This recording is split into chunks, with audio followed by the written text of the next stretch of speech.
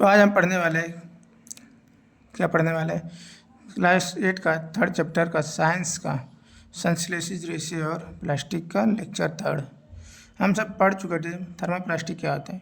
तो प्लास्टिक जो गर्म करने पर आसानी से विकृत हो जाता है और सरलतापूर्वक मुड़ जाता है, उसे हम थर्मोप्लास्टिक कहते हैं। जैसे पॉलीथीन, पीवीसी पाइप, खिलौनों इत्यादि में ये काम में आता है। उसके बाद देखते हैं थर्मोस्टेटिंग प्लास्टिक क्या है। कुछ प्लास्टिक ऐसे जिन्हें एक बार सांचे में ढालने पर जो है ना, उसमें देकर नर्म नहीं किया जा सकता है, जैसे बेकेलाइट और मेलामाइन होता है। तो बेकेलाइट किसे कहते हैं, उसमें और विद्युत का कुचालक होता है। पहली बात, यह बिजली के स्विच और विभिन्न बर्तनों, हत्थे आदि में लगते हैं, ये काम में आते हैं। जैसे हम सब बर्तन है, बर्तन में देखना हो कभी कभी आपने देखा होगा कि बर्तन का जो हत्था होता है ना, जहाँ पकड़ते हैं बर्तन को, वहाँ पे मतलब प्लास्टिक का जो लगा हुआ होता है, वो जब बर्तन का कितना भी गर्म हो जाए लेकिन वो पिघलता नहीं है। ठीक है, अब आगे देखते हैं मेलामाइन क्या है।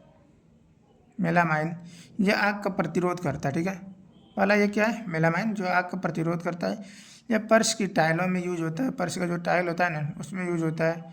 रसोई के बर्तन और कपड़े बनाने के लिए उपयोग किया जाता है मेलामाइन। हाँ, उनके बाद देखते हैं विकल्प पदार्थ प्लास्टिक।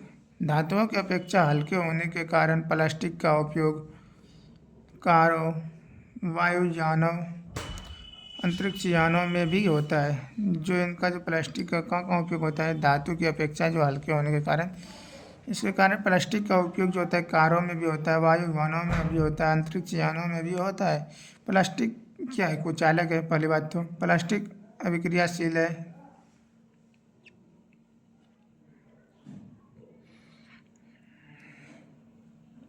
उनके बाद देखते हैं अब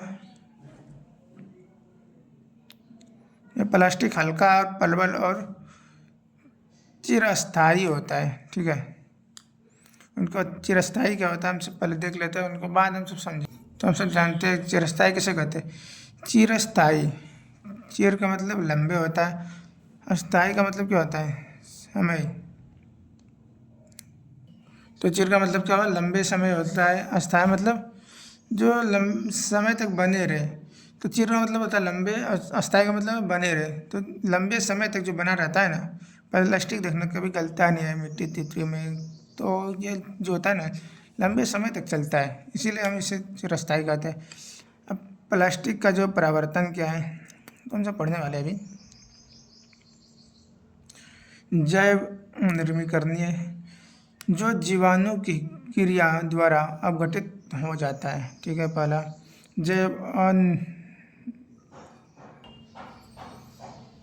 जैव अनिर्मीकरणीय क्या है, तो जो सरल से विघटित नहीं होता। पहला हमारा क्या है, प्लास्टिक का परावर्तन में जैव निम्नीकरणीय जो है ना, निम्नीकरणीय है। उनके बाद अनिम्नीकरणीय है। तो जैव निम्नीकरण जो जीवाणु की क्रिया द्वारा अपघटित हो जाता है, उसे जैव निर्मीकरण कहते हैं। उनके बाद जो जैव अनिर्मीकरणीय क्या है, तो जो सरल से विघटित नहीं होता, उसे हम जैव अनिर्मीकरणीय कहते हैं। उनके बाद पुनः चक्र फाइबर सिद्धांत। ठीक है, पुनः चक्र है फाइबर सिद्धांत को हम पढ़ लेते हैं, पाँच चार सिद्धांत। तो यह रिड्यूस, उपयोग कम करिए, प्लास्टिक का जो है ना उपयोग कम कीजिए। इसे रिड्यूस, रीयूज है। यूज मतलब क्या होता है, पुनः उपयोग करिए। रिसाइकल, पुनः चक्रित करिए। रिकवर, पुनः प्राप्त करिए। और रिफ्यूज है, उपयोग ना करना।